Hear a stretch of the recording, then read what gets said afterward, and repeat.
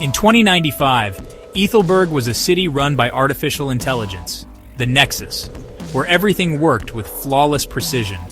Sky trains glided silently, buildings adjusted to the sun, and food appeared tailored to each resident.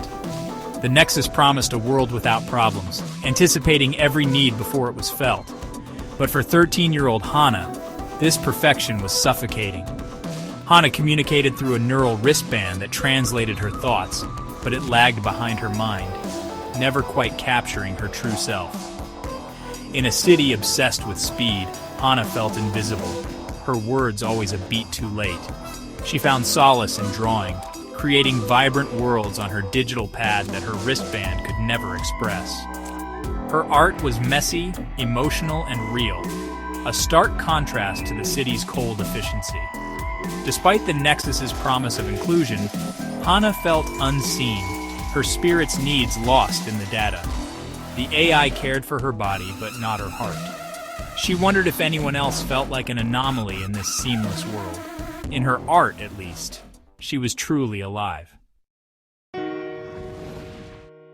One afternoon, searching for new drawing techniques, Hana discovered a hidden folder in the city's digital library, the decommissioned Civic Anecdotal Archive.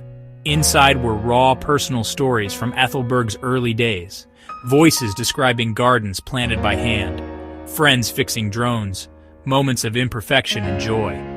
These stories had been set aside by the Nexus, labeled as irrelevant anomalies.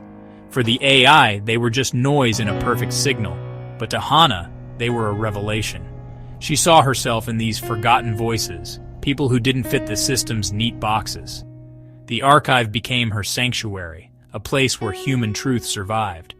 For the first time, Hana felt she belonged, not to the city outside, but to these hidden stories.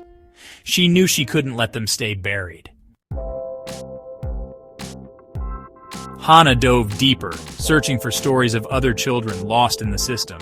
She found Kale, a boy whose digital ID was never integrated, left invisible, unable to attend school. Lena, a girl in a wheelchair, was routed to inaccessible stations, her needs dismissed as glitches. Alex, a non-binary teen, was erased by the Civic AI's rigid gender options, their identity rejected as a data error. Samira, a refugee, was isolated by a language AI that didn't recognize her native tongue. Each story was a thread of pain, proof that the Nexus's perfection left real people behind. The system cared for those it could see, but ignored those who didn't fit its code. Hana realized these children weren't anomalies. They were casualties of a system blind to difference. She knew their stories needed to be heard. Data alone wouldn't change anything. These stories needed to be felt. Hana turned to her art, determined to give these children a voice. She drew Kale, gazing out at sky trains he couldn't ride. Lena, facing a staircase she couldn't climb. Alex, a portrait of shifting colors and broken code. Samira, lost in a storm of symbols, clutching a flower from home. She wove their logs and voices into her images, blending data and emotion. Her art became a living bridge between cold algorithms and human experience. Each piece was a call to see the invisible, to feel what the Nexus could not. Hana's drawings transformed pain into empathy, making the forgotten visible. She was no longer just an observer, she was their advocate. Her art was ready to speak for them all. At the city-wide school assembly, Hana requested a time slot, something she'd never done before. On stage, she didn't use her wristband. Instead, she projected her art Kale's lonely room, Lena's barrier, Alex's fragmented portrait, Samira's storm. The archive's voices filled the auditorium, Kale's hope, Lena's frustration, Alex's defiance, Samira's longing. The students saw not data, but real children. They recognized the cracks in their perfect city, places where friends had been forgotten. When Hana finished, the silence was profound. Then applause erupted, not just for her art, but for her courage, and for the children she'd revealed. In that moment, the students understood. A perfect city isn't one without problems, but one that's brave enough to see them. Hana had spoken more powerfully than her wristband ever could. The forgotten were forgotten no longer. The city's children saw themselves in the stories, and knew things had to change. Hana's art had started a movement.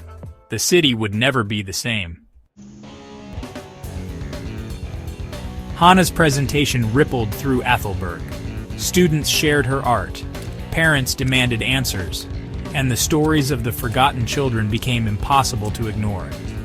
City leaders and AI engineers invited Hana to speak, not as a child, but as an expert. She explained, the Nexus wasn't the enemy, but its programming lacked empathy. Inspired, the city launched the Human in the Loop project, inviting citizens to help retrain the AI. New protocols prioritized inclusion and flagged exclusion as urgent failures. Changes followed. Kale got a tutor. Lena helped redesign transit. Alex received a true ID. And Samira's family joined a new language program. The city learned that true perfection meant embracing everyone, not just those who fit the code. Ethelberg was finally listening. The Nexus began to learn from its people. The city's soul was awakening. Ethelberg still gleamed, but now it had a soul. The Forgotten Archive became a living library, open to every citizen's story. Hana's art was displayed in the central plaza, a reminder of the day the city chose to listen. She found her true voice, working with engineers to design systems that valued empathy as much as logic. The lesson was clear. A community is only as strong as its care for its most vulnerable. True intelligence requires empathy, creativity, and the courage to see every person. The work of inclusion is never finished. It demands constant listening and learning. Hana proved that one voice, amplified by art and truth, can change the world. In Ethelberg, every story mattered. Every voice was finally heard.